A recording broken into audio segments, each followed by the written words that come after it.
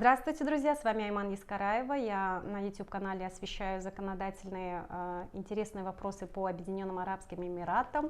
В данном видео я хотела бы рассказать вам и ответить на вопросы, какую компанию вам лучше открыть на территории Эмиратов. Подписывайтесь на меня на YouTube-канале, подписывайтесь на меня в Инстаграме, ставьте лайк этому видео, мне будет очень приятно. Итак, я освещаю данный вопрос. Если вы задаетесь вопросом, какую компанию в Эмиратах вам открыть, сразу перед вами встает огромное количество выбора. Это связано с тем, что страна предоставляет очень огромные возможности для всех, кто хотел бы развивать здесь бизнес.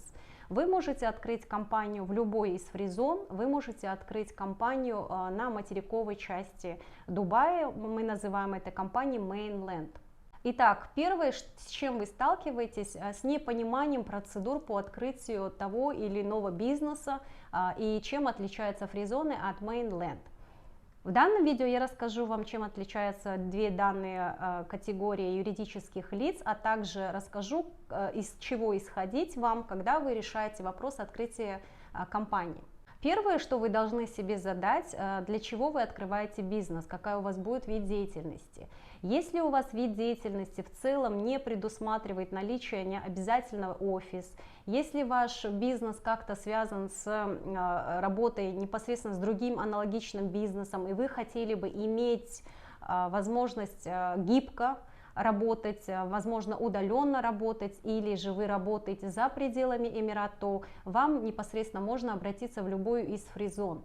Кроме того, когда вы выбираете необходимость работы во фри-зоне, вы должны учитывать тот фактор, что фри-зоны устанавливают различного рода гибкие скидки. Если ваша компания никаким образом не связана с непосредственным какой-то отраслевой принадлежностью какой-то фри-зоне, например, это здравоохранение, может быть, это связано с DIFC, когда открываются финансовые платежи, если вы четко, конкретно не привязаны к каким-то складским порт, вам необходимо там использовать склад или близости к каким-то территориям, то вам не обязательно привязываться к определенной фри-зоне, вы можете выбрать ту фри-зону, которая отвечает вашим своим пожеланиям по цене, качеству обслуживания.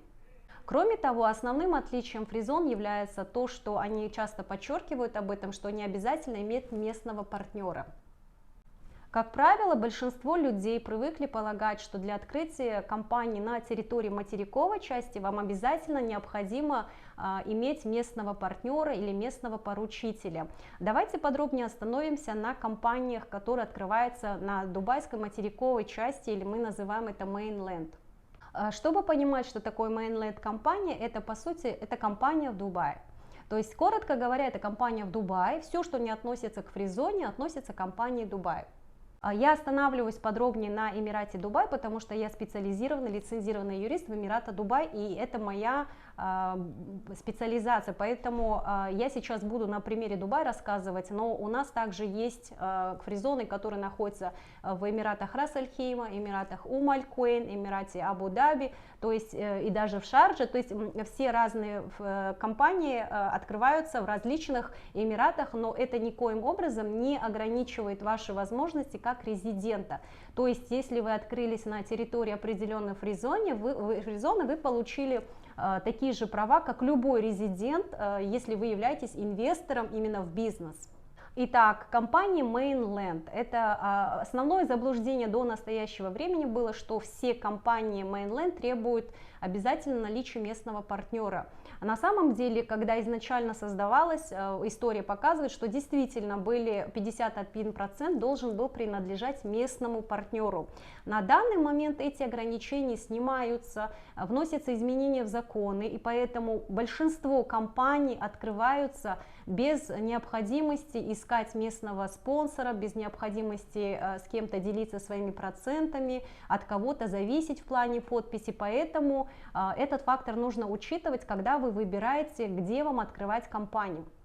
Основные преимущества того, что вы открываете компанию непосредственно на территории Mainland, материковой, то есть самой дубайской компании, это то, что вы открываете компанию, которая может работать с любой другой фризоной, также и внутри, то есть это не ограничивается в плане заключения контрактов и договоров с любой компанией, вплоть до компаний за пределами Эмират. То есть это самое главное отличие. И плюс еще очень важный момент, что до сих пор было заблуждением, что компании материковые, в отличие от фризон, требуют наличия физического офиса.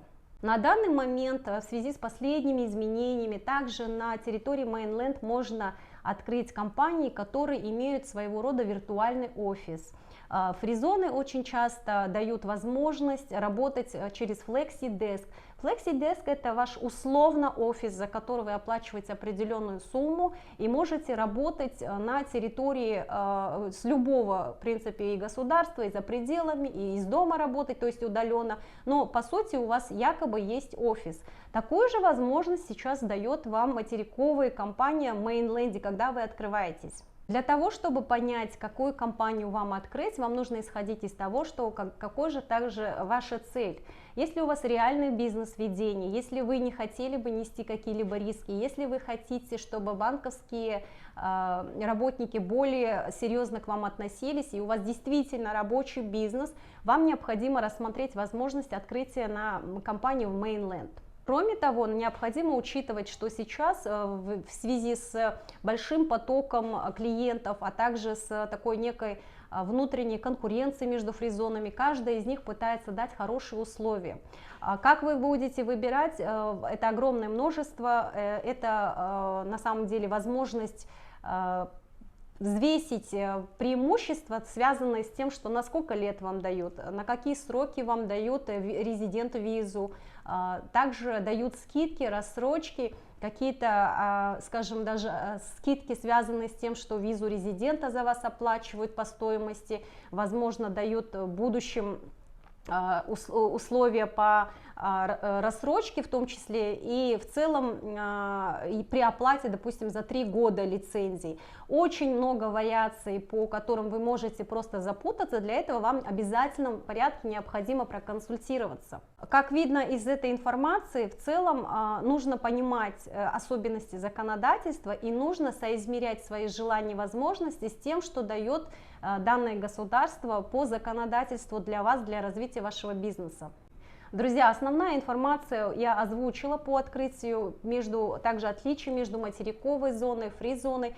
Также хотела бы обратить ваше внимание, что цены также варьируются. Если мы говорим об открытии материковой компании, это может быть в зависимости от сложности бизнеса доходить от 12 тысяч дирхам и более. Если мы говорим о виртуальном офисе, то это 6 тысяч дирхам и более. Если мы говорим об открытии визы резидента, вы также должны понимать, что это отдельные платежи. У вас еще будут сервис-чардж, это за составление меморандума, за утверждение наименования.